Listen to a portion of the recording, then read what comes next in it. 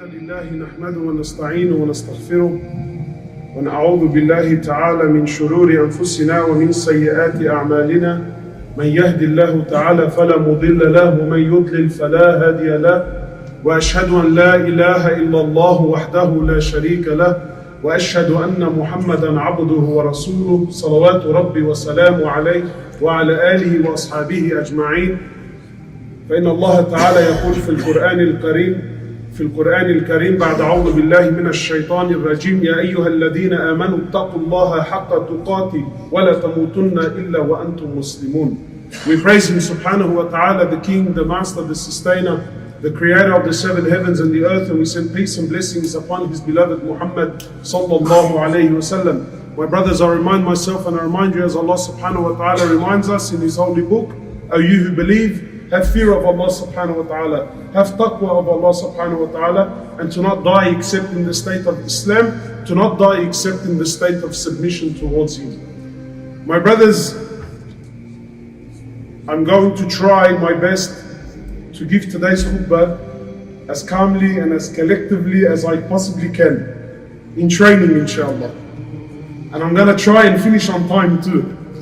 So make dua and ask Allah to make it easy for me. My brothers, every one of us, and today I want a favor from you, yeah? I want today, every one of us, let's just try, even if it's acting, even if we're only acting, let's just try today that the topic I'm about to speak about, we're guilty of. And we're trying to fix it. Because what tends to happen is, I see the brothers, mashallah, even myself included, you go to a khutbah, you pick a nice wall, you sit on that wall, it's nice, it's comfy, and you wait for the brother to speak, and the brother gets up and he talks, and mashallah, man. Did you know what he said? How many people do you know have that quality, bro? People need to pull up, you know. Not him. He's a wali of Allah. Who he? No, it's never him. This, my brother, if this is your attitude with your deen, you will never learn, you will never move forward. Rather, whenever you sit for a talk or there's something happening, something going on, you should always feel that this khutbah is completely towards me, that this khutbah is all about me and my qualities and how I need to change. Otherwise, if we don't do this, how are we going to progress? So in short, my brothers, Allah subhanahu wa ta'ala, He says in the Quran, He says something amazing. He says, O you who believe, O you who believe, be afraid of Allah. Be afraid of Allah and be with those who are truthful in their speech and in their deeds. The order of Allah, O you who believe, be afraid of Allah. Not only be afraid, but be with those who are truthful in their speech and in their deeds. Truth and standing for the truth is a quality of Iman, it's a quality of a believer. And what's funny is that if I was to ask anyone here, brother, do you stand for the haqq? Are you someone who stands for justice? Are you someone that is always on the side of the haqq? I'm sure all of you will stand up and say, of course my brother. Well, today we're here to test that. Wallahi my brother, be honest with yourself today please, because it's taken me a long time to break my own arrogance and pride and admit that Hoblos, no, you don't always stand with the haqq. When push comes to shove, Hoblos has alliances. Hoblos has people that he will align with, that he will be on their side no matter what happens. My brothers, the Prophet of Allah, he says in an amazing hadith, and listen to these words, I'm sure you've heard it, and again we claim this, but when push comes to shove, everyone's true colors always shines. The Prophet of Allah, he says, speak the truth.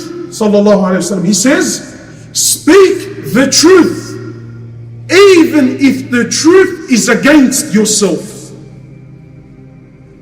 Wow. Much easier said than done.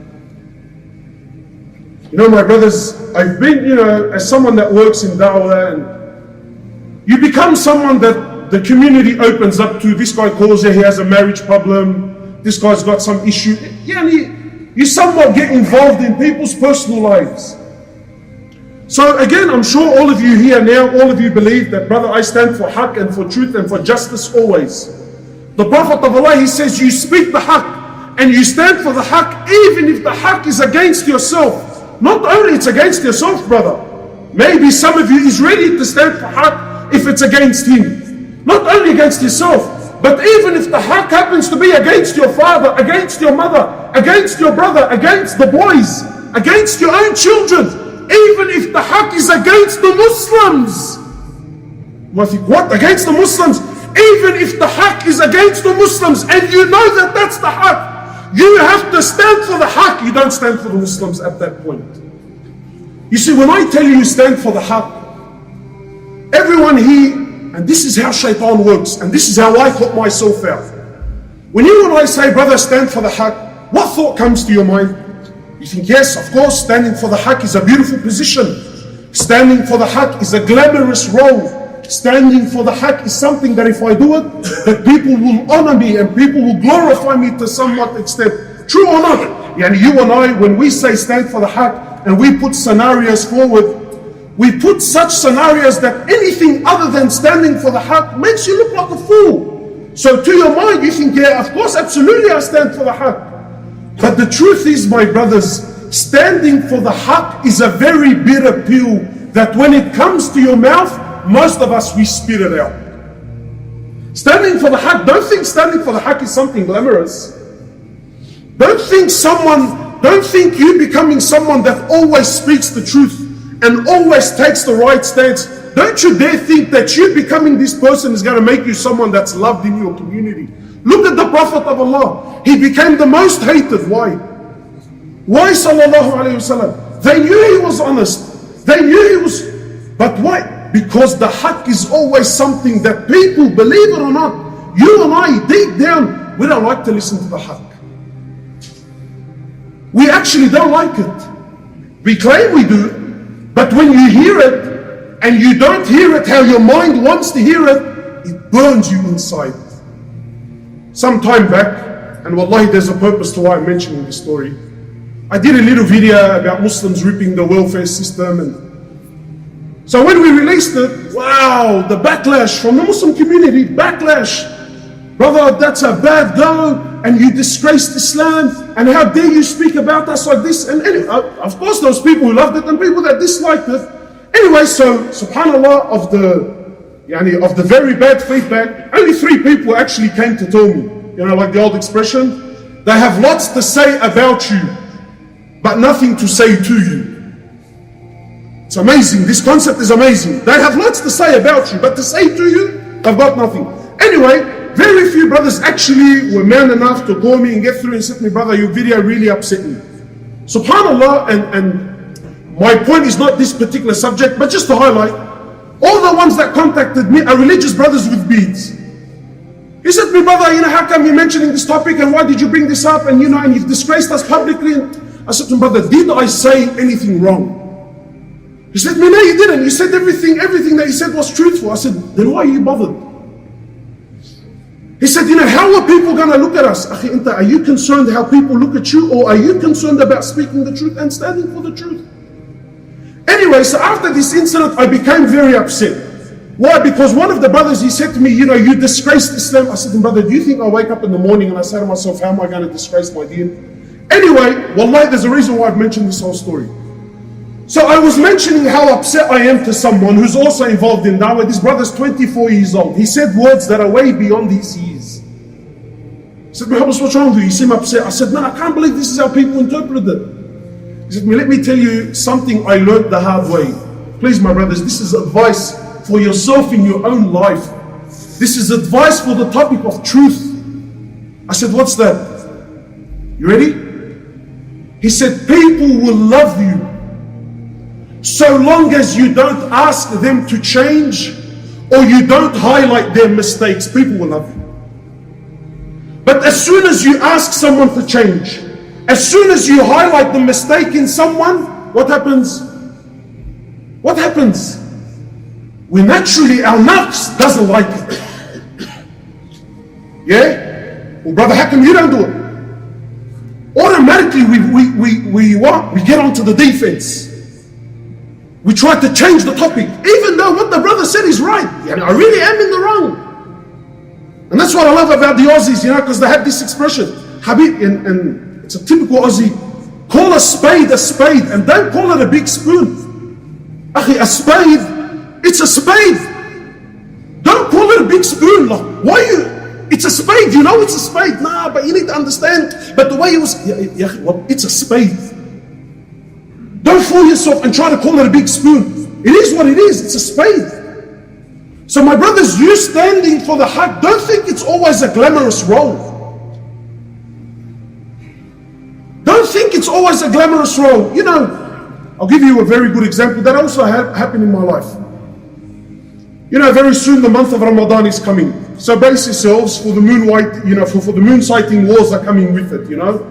This is haq and this is batil and you know, and the whole movies, you know.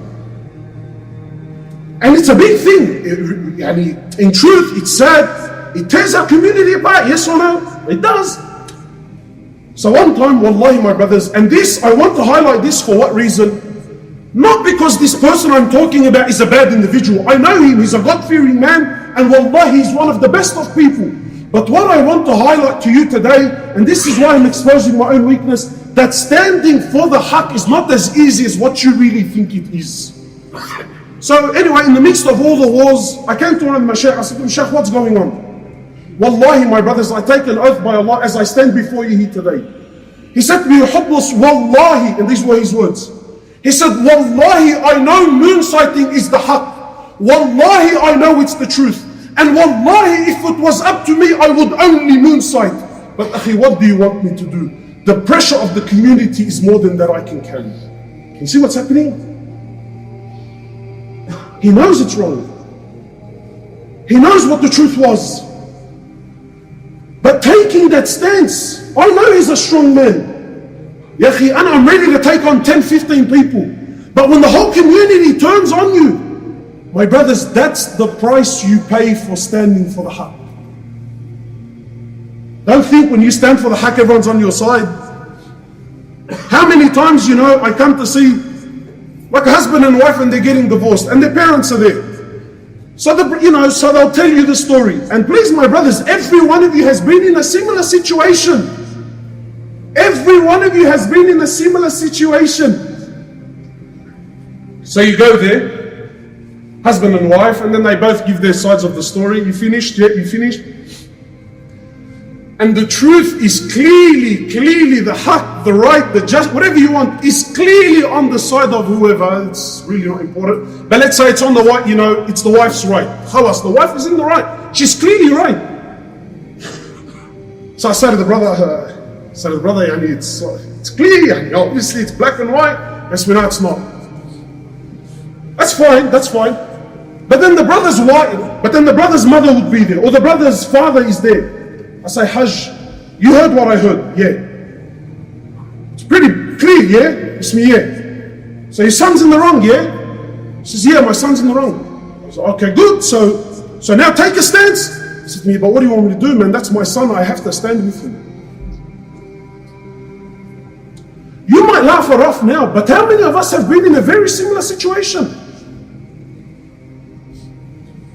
How many of us have been in a very similar situation? And like I said, I've come to expose my own weakness. Wallahi, there's an incident that happened with me in school days. Every time I think about this topic, it burns my soul. Why? Because I remember one time we were at school, and there was this guy, I would love to find him, his name was Jason. I don't know anything more than that. I remember his name was Jason.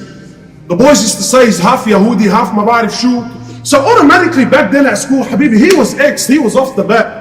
Poor guy, wherever he went, kaffat ala anfu, ala rosu, sahsuh, wherever he went, the guy abikum kaffat left, right and center. And no one actually really knew, was he half Jew or not. It was just khalas, when one of the boys, he spread something.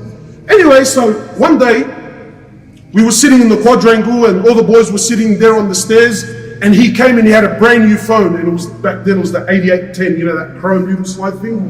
If you had that back then, Habib, you were the Don Corleone. So this guy rocked up and he had this little phone and all the boys, were all sitting there. So, typical, Jahil, leb, thug thinking, this little Yahudi, bro, he's fine, well, khalas, I'm going to rip it for him.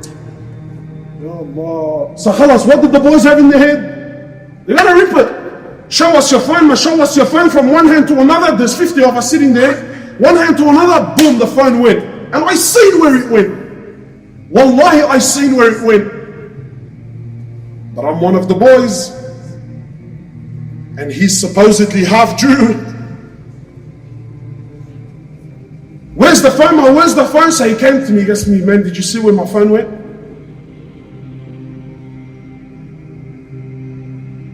Now, every one of you has been in a very similar situation.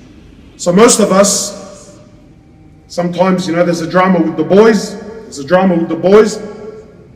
and whatever, his brother does wrong. So the boys come to pull him up. Akhi, man, your brother did 1, 2, 3, 4. He goes, yeah, look, I know he did wrong, I know he's in the wrong, but I gotta stand with my brother. That's what it is, It is what it is. Wow, it is what it is. Clear black and white is in front of you. Clear haqq is in front of you. So that's what I'm saying. When push comes to shove, where does our allegiance really go to? Is it really to the haqq? Or is my allegiance really, when push comes to shove, it's to my mother and my father, to my children or to my brothers? Or some of us even worse, it's to my nationality. No matter what Lebanon does, Habibi, they're on the haqq. Why? Because I'm from there. Yeah? Is that how it works? Is that how it works? The Prophet of Allah says, speak the haqq even if that haqq is against yourself. So he said to me, Hoblos, did you see who took the phone? So I did what most of us do and say, yeah, look, I didn't stand against the batil. So what did I say to him? Thinking I'm smart, but really, I was a jaban. I said, brother, I didn't see anything, man. I didn't see anything. Go and ask. Because he's seen that I was standing a little bit, like he knew the phone didn't come in my hand, I said, brother, I didn't see anything. Wallahi, every time I think of that thing, I remember the day that I slammed this brother, man. For the sake of the boys who in the drop of Wallahi, in the drop of a dime, bibi'at al-franc. When push comes to shove, Habibi, trust me, these boys, brother, we're like that. Habibi, Allah back. Sit down and relax. Someone give him a bottle of water, please. Because when push comes to shove, if brothers, Habibi, ba'ad front, they're sending each other out for something far less. What have you left for the boys, yani? When push comes to shove, our true colors, they shine. When my kid does something wrong at school and the teacher comes to tell me, Mr. Hoblos, please, your son did 1, 2, 3, and obviously he's in the wrong. Yeah, but you need to understand he only did that because the other kid one time last week, he said to him, and the whole film, a whole musical comes out. Everything to do what? To beat around the bush. The Prophet of Allah, he says, speak the truth. The truth is not easy, my brothers. Don't think taking the stance of truth is a glamorous position. How many times have we heard that the Sahaba, when they were offered a job of authority, when they were offered a job of responsibility, they ran away from it. I used to think, wow, because they're so humble. Yes, they are humble. But in truth, I feel like they knew that standing for the haqq is not as easy as what you really think it is. My brothers, earlier I mentioned that you speak the haqq even if the haqq is against yourself, even if the haqq is against the Muslim, even if the haqq is in the hands of another Muslim, of someone that's a non-Muslim. You are ordered by Allah to stand for the haqq. I'm sure some of you must have, man, what the hell is this guy on the payroll? Like, is he coming here to infiltrate through us and try to teach us that? Wallahi, my brothers, this is the order of Allah and His Prophet. And I want to share a story with you that happened with the Sahaba. And I'm sure, inshallah ta'ala, that this story will wrap up the whole topic that I'm trying to mention. The story goes that when Ali bin Abi Talib was Amir al-Mu'mineen. And not only was he Ali bin Abi Talib at the time, he was also what? Amir al-Mu'mineen. His shield was stolen. His shield for war, for battle was stolen. Please try to live this story, and I'll try and stop and inject a few things that I feel are very important. But please, just a couple of minutes left, try to live the story with me. So Ali bin Abi Talib, his shield is stolen. So he's walking in the marketplace and he sees a Jew selling it. He looks at the shield, he goes, man, this thing looks exactly like mine. So he picks up the shield, he's looking at it, then he finds markings that he knew, it's definitely, every one of us on his phone, there's a particular mark, that's mine. So Ali finds some markings on the shield, khalas, he's convinced beyond all doubt, this, not only is mine stolen, this is it, 100%. So he says to the Jew, he says, oh Jew, this is my shield that you're selling. And it was stolen from me. He didn't accuse him of stealing it. He said to him, but it was stolen from me. This is mine, it belongs to me. So the Jew says, no, this is my property and I'm selling it. So now we obviously have a very typical dilemma. It's mine now, it's not. So Ali bin Abi Talib, who at the time was Amir al-Mu'mineen, who really didn't have to do anything. He would have took the shield, Tara'u kafla al-Jew al-Sirian, and now you're wrong. He could have very well done it and no one was going to open his mouth with Ali bin Abi Talib. So Ali bin Abi Talib says, fine, obviously there's a situation here. We can sit down and argue about it all day long, or we can sort it out like civilized people. Today we don't sort things out like civilized people anymore, do we? That's my gat versus your gat, huh? It's my boys versus your boys now. So Ali bin Abi Talib goes to the court. You know this story, it does the dabki in my head, this story. It does the dabki, the whole realm. He took the Jew to the court system and said to the judge, he says, I have a dispute with this man. He says, fine, they walk in, proper court system. He says, what's happening? Imagine Amir al-Mu'mineen, not only he's the leader of the Muslims, but he's Ali bin Abi Talib, and he's standing in front of a Muslim judge that he assigned. Yani Ali is the one that assigned the guy. He says, this Jew has my shield and my shield. Am I shouting again? He says, this Jew has my shield and my shield was stolen from me and it's my shield. I have to pause. Forgive me, I have to pause. Imagine this judge.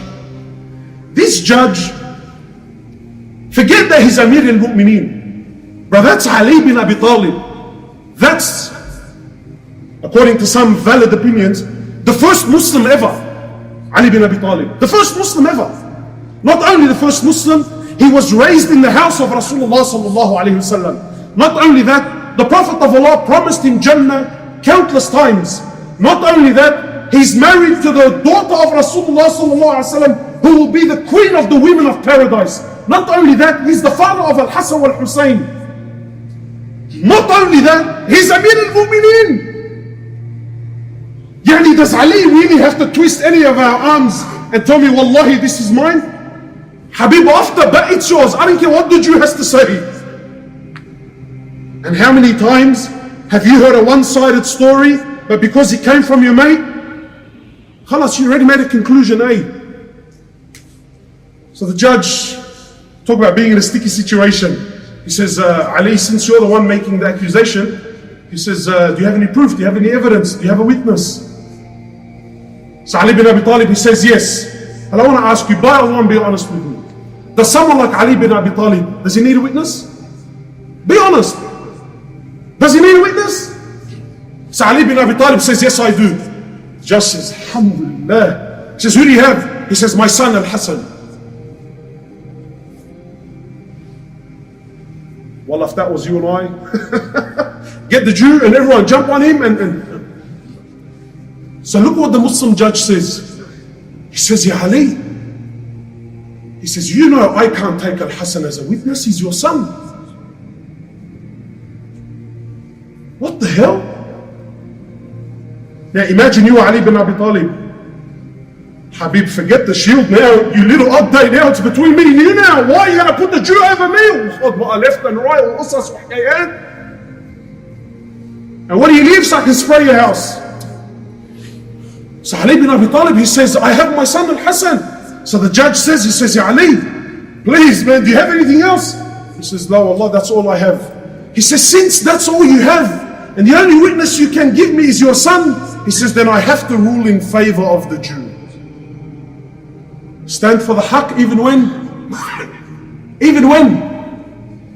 when it's against yourself, even when it's against your dad, even when it's against your Amir, even when it's against a Muslim. Stand for the haqq, because that's the quality of a believer.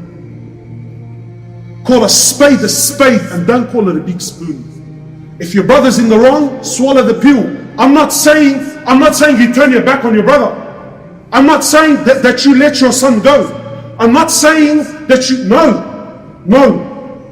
But call it for what it is and take a role for making the wrong right. That's what it takes to be a man. So I'm not saying that, if my son did something, I'm not telling you to abandon your son and leave him. No, that's not what's being said. No, you stand by your son. Of course, that's your son. But you call it for what it is. If he's in the wrong, you tell him it's in the wrong. And you take a stance for the haqq and you try to make the wrong right. So the Jew, he doesn't know. He's thinking, what did I smoke this morning? Am I seeing this?